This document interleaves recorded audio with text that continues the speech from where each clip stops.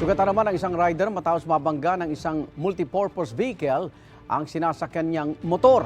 Ang driver ng sakyan nakainom umano at walang naipakitang lisensya. May unang balita si Nico Wahe.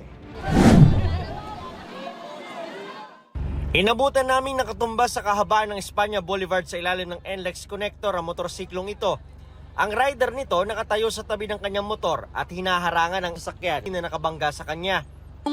Manggaling po kami doon sa may stoplight, nakahinto po kami lahat kasi naka-stop po. Tapos nung naguna, diretso na kami. Tapos pagdating dito, dahan-dahan na kami, lahat ng sasakyan dahan-dahan kasi may release po ng train. Tapos bigla na lang po akong sinalpok sa likod. Yun na lang po, tapos tumabog na ako rito, tapos umano na yung gumilid na lang ako doon kasi kahit sarili ko na lang yung may Ayaw raw bumaba ng driver ng sasakyan para makipag-usap. Pinapababa ko ayaw. Sabi ko, wala namang problema kung makipag-ayos siya eh. Ang gusto niya, parang gusto niya pang tumakas eh. Hinarangan na lang ng mga tao, buti na lang tinulungan ako. Sugat sa palad ang tinamo ni Alunar. Bumaba lang ang driver ng sasakyan nang may dumating ng mga pulis. Nang hingian ng lisensya, wala itong maipakita dahil naiwan daw niya.